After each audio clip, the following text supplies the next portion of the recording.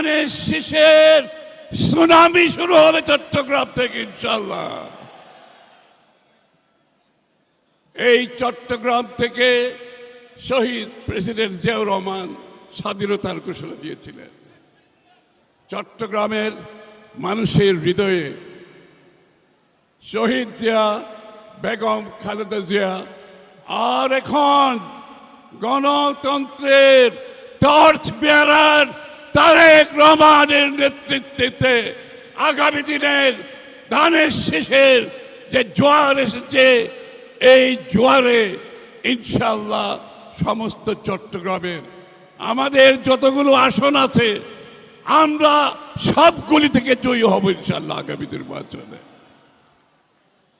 BNP এবং গণতন্ত্র মুদ্রার এপিঠ আর ওপিঠ। শহীদ প্রেসিডেন্ট জিয়াউর রহমান সাহেব বাকশাল থেকে বহুদলীয় গণতন্ত্র প্রবর্তন করেছিলেন।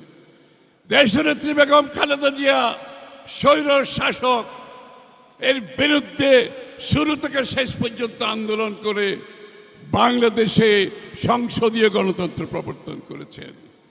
তার পরবর্তী আন্দোলন সহ জনাব তারেক রহমানের নেতৃত্বে সমস্ত জাতিকে জনাব তারেক রহমান সাহেব ঐক্যবদ্ধ করে স্বৈরাচার ফ্যাসিস্ট হাসিনার পতন ঘটিয়েছেন।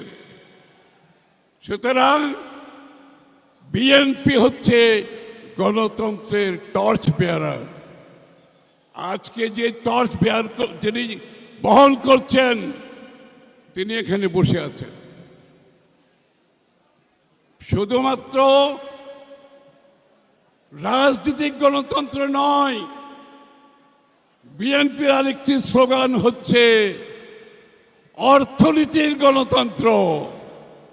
অর্থাৎ বাংলাদেশের আগামীর উন্নয়ন, বাংলাদেশের আগামী দিনের রাজনৈতিক অর্থনৈতিক কর্মসূচি প্রত্যেকটি বাংলাদেশের মানুষ যাতে রাজনীতিতে ভোটের মাধ্যমে যেভাবে অংশগ্রহণ করে আগামীতে ইনশাআল্লাহ বাংলাদেশের প্রতিটি মানুষ, প্রতিটি নাগরিক অর্থনীতিতে অংশগ্রহণ করতে পারবে ইনশাআল্লাহ।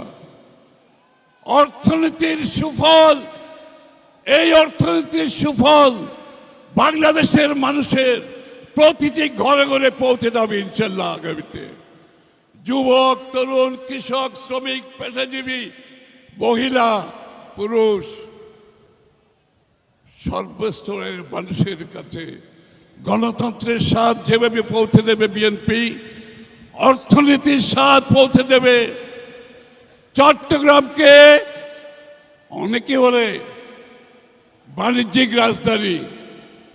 বাণিজ্যিক রাজধানী খালি বক্তৃতা দিলে হবে না, আমাদের চট্টগ্রামকে এমনভাবে অর্থনৈতিক কর্মকাণ্ডে আমরা নিয়ে যাবো ইনশাল্লাহ আগামী দিনে। এটাকে বাণিজ্যিক রাজধানী সরকার ঘোষণা করার দরকার নাই, বাণিজ্যিক রাজধানী হবে আমাদের কর্মকাণ্ডের মাধ্যমে।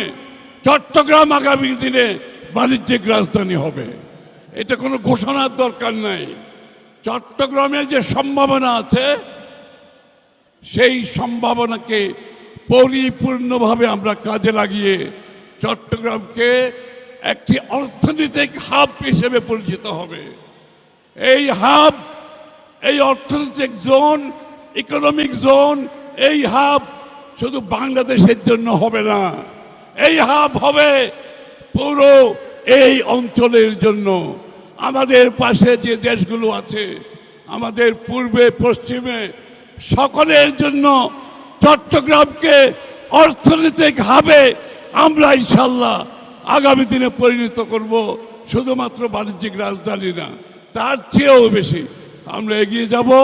আমার বক্তৃতা সংক্ষিপ্ত করছি একটি কথা বলে, আজ থেকে এখান থেকে গিয়ে যার যার এলাকায় যাদেরকে মনোনয়ন দেওয়া হয়েছে সবার জন্য সবাই ঐক্যবদ্ধভাবে হাতে হাত মিলিয়ে, কাঁধে কাঁধ মিলিয়ে তাদেরকে জয়ী করতে হবে সবাইকে ইনশাআল্লাহ, যাতে করে 12 তারিখ রাত্রে চট্টগ্রাম থেকে আমরা সেই সুখবরটা সারা বাংলাদেশের মানুষকে দিতে পারি।